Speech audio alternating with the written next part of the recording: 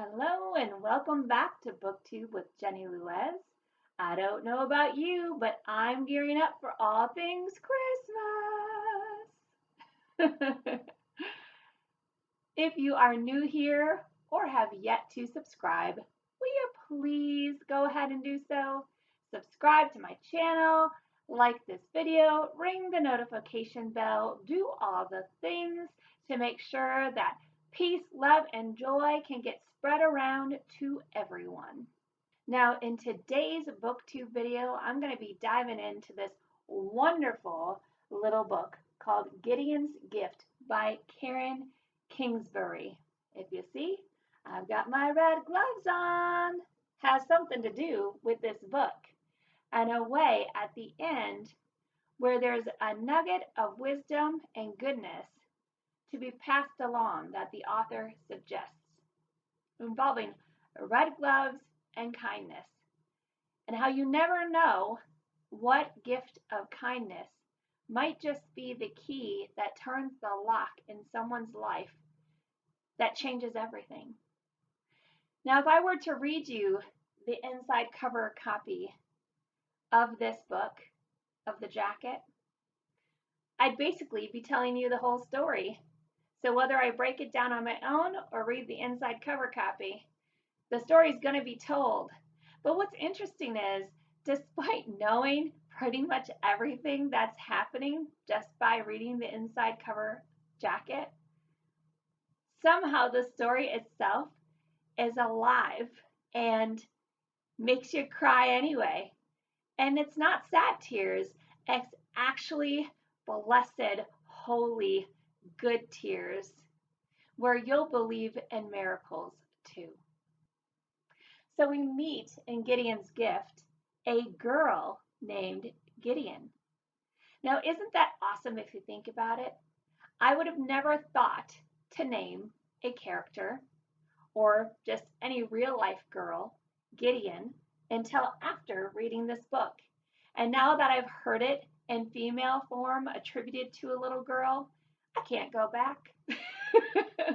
I really like the name for a little girl, Gideon. In this book, Gideon has leukemia.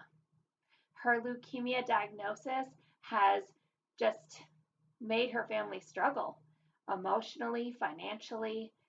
They're barely holding it together in a lot of ways, except for on the home front with love. With love, they've got a plenty of that. The tie that binds.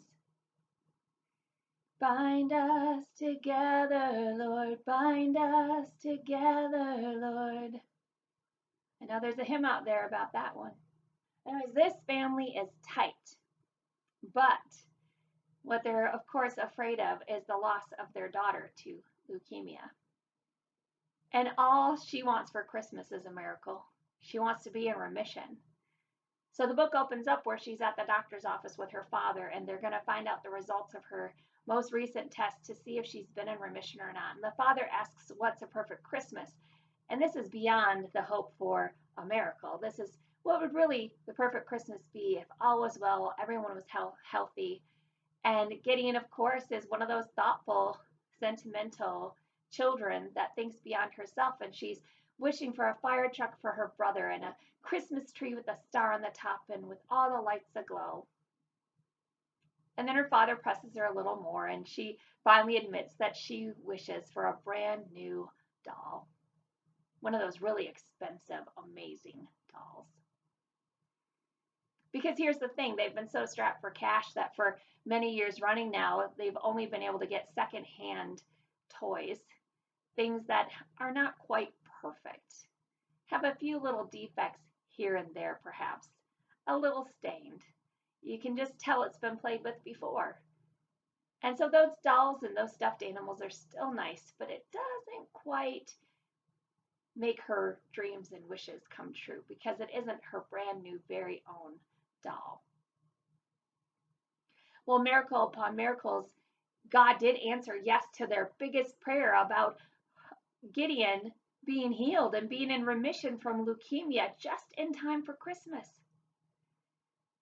So then her thoughts kind of broaden, and she asks her dad, before I got sick, we used to go hand out food and participate in activities at the homeless shelter and help others. Can we do that again now that I'm not sick and we don't have to worry about me getting worse sick with some other cold or something that's going to attack my immune system? Can we go back to that homeless shelter and serve lunch again? And her parents talk and they say, you know what? Sure thing, kiddo. Let's go do that. At the homeless shelter, we are introduced to a character named Earl. Now, Earl is surly. He just wants to be left alone. He knows what time it is to get there to eat and leave. And eat he does, but really, ultimately, secretly, he's on the streets just hoping he's going to die. He's kind of lost the will to live. He doesn't even want to interact with other homeless people on the street that he's recognized and known for the past handful of years or a little bit more. He just wants to avoid everybody. He eats at his own little table with his eyes downcast as a signal, this is my table, I don't want to talk to you, leave me be. And then he goes back to his little makeshift shelter outdoors that's plastic and cardboard. Under one of those fire escape with stairs and landings, he's rigged up a way that he can stay dry from the nonstop rain of the season.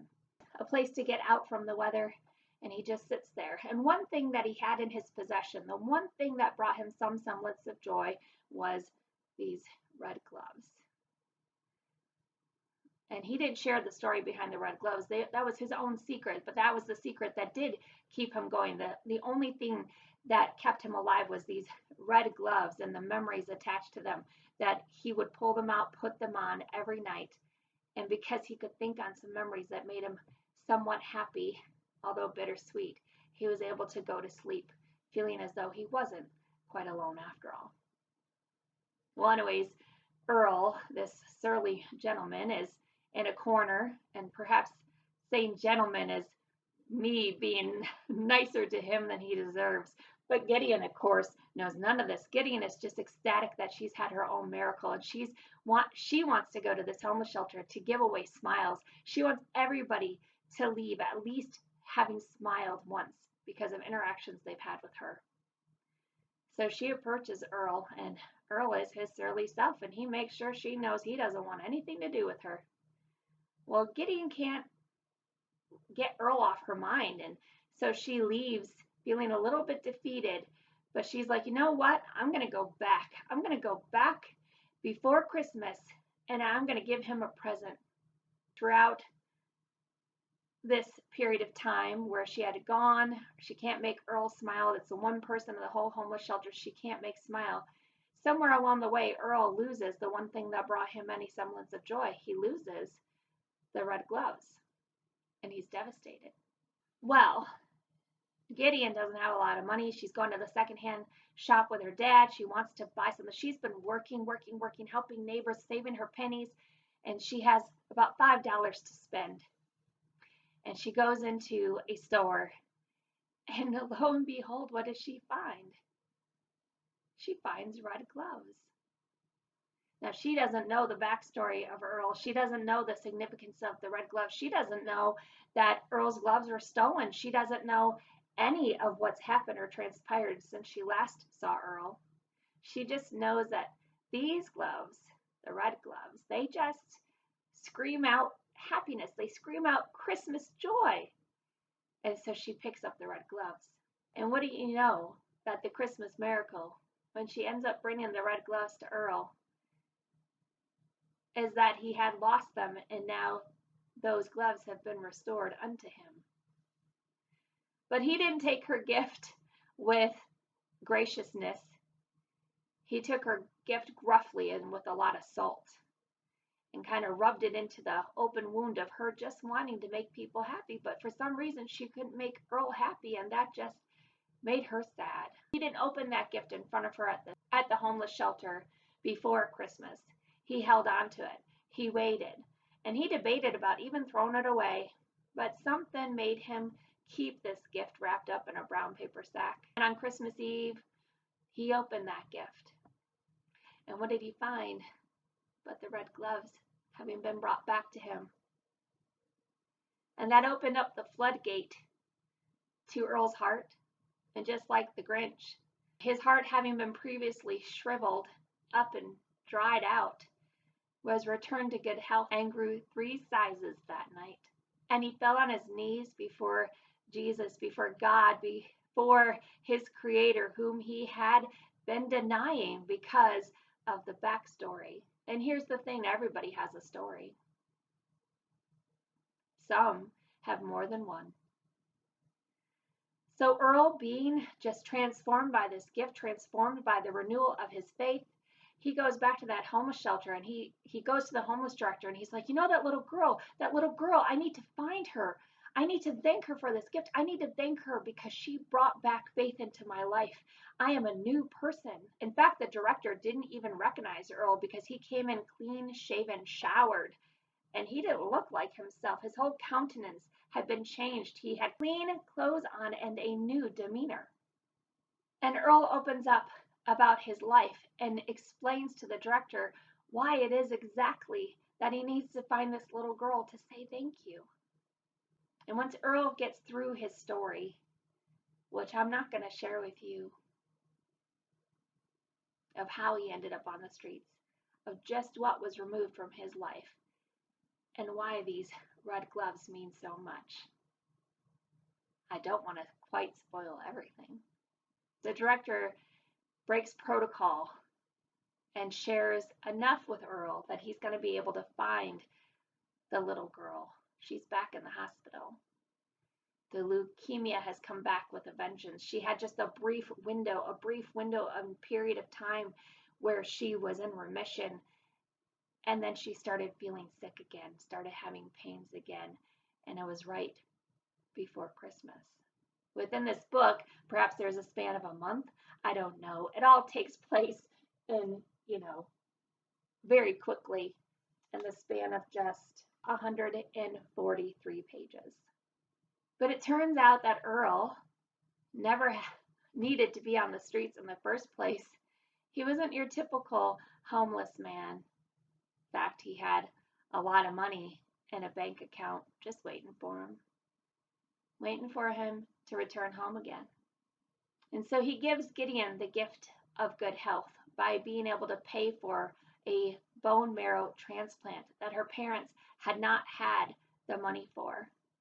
He also plays Secret Santa and is able to put together at their home a Christmas tree and all the gifts and a new doll and a fire truck and all the things that would have been Gideon's best Christmas dreams and wishes come true. And the parents can't believe it, and it's all a mystery. And somehow yet Gideon knows, Earl got my gift. This is Earl. This is all Earl. I made him smile. And not only that, but he made a miracle come true for us too. And the bone marrow transplant, of course, ends up being a success, and wedding bells ring by the end of this book as Gideon grows up and becomes a young woman. And Earl, well, Earl had parents waiting on him too. Earl might have had to start over, but he had people just looking out that window, hoping that he would come home for Christmas, leaving lights on every year, just wishing, praying, hoping that this year would be the year. And finally, he did go home again, just in time. If you're looking for a book that's going to be a tearjerker, but in all the best ways possible, a book that's going to just touch your heart, a book that's going to propel you forward to want to do good things for others this holiday season, well then, Gideon's Gift by Kingsbury is the book for you. I give this book 5 stars. This book has no flaws. It's perfect, it's sweet, it's short. What more is there to like or want for a perfect Christmas read? I'm going to go ahead and read the inside flap to you just in case I failed to say something or didn't make it succinct enough for you.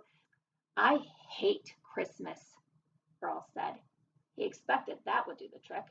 Tell most kids that and they'd get the hint. But not this girl. want to know my best Christmas, she asked. A real tree with twinkly lights, and a fire truck for my brother, and a brand new doll with golden hair for me. How about you, Earl? What's your perfect Christmas? Karen Kingsbury, with this book, creates an unforgettable holiday tale of a man who has lost all hope, an irrepressible child suffering from a terrible illness, and the one small act of love and faith that will give them both the greatest gift of all. 5 years ago, Earl lost his faith in everything good. Angry, heartbroken, he took to the streets where he slept in alleys and scavenged food from garbage cans. Now he is in a slow, anguished slide toward ending his life forever. He doesn't want anyone reaching out to him. He doesn't need anyone, especially the pesky little girl who refuses to leave him in peace when he stops by the shelter for a meal. How can he know that 8-year-old Gideon Mercer is a leukemia patient, confident that her son in remission is a Christmas gift from God? How can he know how much she wants to share the truth that Christmas miracles happen to those who believe? When she gives old Earl a gift at the mission dinner, neither of them can imagine that the present she's found will lead him to a heart-wrenching reawakening, or that someone's determination to return the favor will begin an unforgettable series of Christmas miracles that will reverberate throughout the rest of their lives. In the back with the author's note, it talks about how we can keep this Red Gloved series of books going, what we can do to spread the Christmas joy and work towards having kindness be just the key that changes other people's lives. And so there's a Red Glove project where you start saving your pennies, purchase a pair of red gloves, wrap them up, stick a card or drawing inside the packaging, and just deliver it to the first needy person you see. Use your extra money to buy food for people living on the streets. Distribute the meals and include with each meal a pair of red gloves. Sing Christmas carols at a local homeless shelter or retirement center. Wear the red gloves during the performance, and when the singing is over, go ahead and give your red gloves to those in attendance. Again, just heartwarming, touching, and all things good. Nobody ought to be all alone at Christmas. Until next time.